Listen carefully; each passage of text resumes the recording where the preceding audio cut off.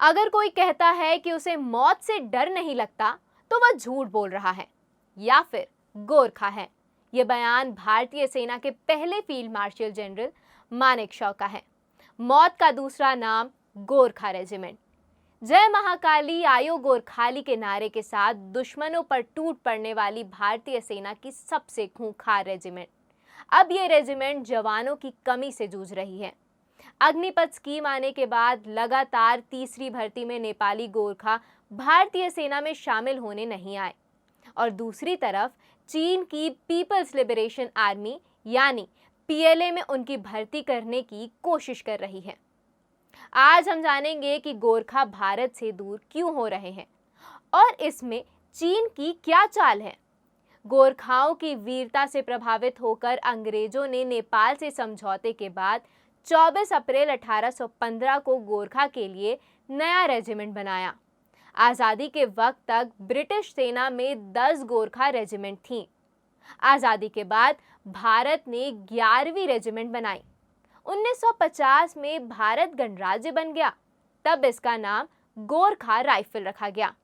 भारत, नेपाल और अंग्रेजों के बीच एक समझौता हुआ जिसके मुताबिक भारत की सेना में गोरखाओं की भर्ती होती रहेगी। भारत के लिए गोरखा जवानों ने पाकिस्तान और चीन के खिलाफ हुई सभी जंग में शत्रु को अपनी बहादुरी का लोहा मनवाया।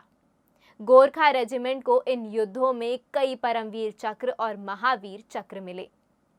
गोरखा सैनिकों ने भारतीय शांति सेना के रूप में भी विभिन्न देशों में अपनी बहादुरी का परिचय दिया।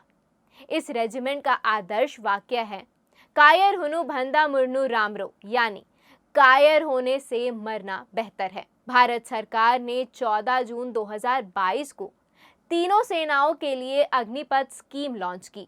इसके बाद से ही नेपाली गोरखाओं की भर्ती को लेकर भारत और नेपाल के बीच मतभेद है। यह योजना जवानों को सेना, नौसेना और वायुसेना में 4 साल की अवधि के लिए भर्ती करती है।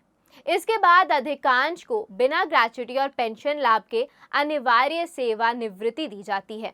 नेपाल अग्निपथ स्कीम आने के बाद नेपाली गोरखाओं पर उसके असर को लेकर और अधिक स्पष्टता चाह रहा है। पिछले साल जब अग्निवीरों की भर्ती हुई तो भारतीय सेना ने नेपाल में भी गोरखाओं के लिए जुलाई 2022 में भर्ती रैली के आयोजन की तारीख तय की, पर इसे नेपाल सरकार की इजाजत नहीं मिली।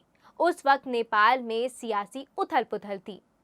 वहां की प्रशासन ने कहा कि नेपाली नौजवान अग्निपथ स्कीम में आएंगे या नहीं, इसका फैसला नई सरकार लेगी। नेपाल में पुष्प कमल दहल प्रचंड की अगुवाई में नई सरकार बनी। उन्होंने भी कुछ स्पष्ट नहीं किया। मामला अनसुलझा रहने की वजह से नेपाली गोरखाओं की भर्ती नहीं हो सकी। Centre for south Asian studies का कहना है कि चिंता की बात यह है कि ये युवा लड़के कुछ सालों में वापस आ जाएंगे, फिर वे क्या करेंगे? अब समझते हैं चीन की चाल। दरअसल चीन भी नेपाल गोरखाओं को अपनी पीपल्स लिबरेशन आर्मी यानी पीएलए में भर्ती करना चाहता है। कई दशकों से चीन ऐसा करने का प्रयास कर रहा है, हालांकि नेपाल ने इसे अस्वीकार कर दिया है। लेकिन अग्निपथ स्कीम ने चीन को मौका दे दिया। 200 सालों की वीरता के इतिहास वाले गोरखा सैनिकों के लिए चीन पीएलए में जाने का रास्ता बन रहा है। कई मीडिया रिपोर्ट्स में दावा किया गया है कि गोरखाओं को पीएलए में शामिल होने की अनुमति देने के लिए चीन नेपाली कम्युनिस्ट सरकार पर दबाव बना रहा है। सेना के एक अधिकारी का दावा है कि गोरखा दुनिया के सर्वश्रेष्ठ लड़ाकों में से हैं और यदि भारत के लिए नहीं लड़े तो किसी और के लिए लड़ेंगे।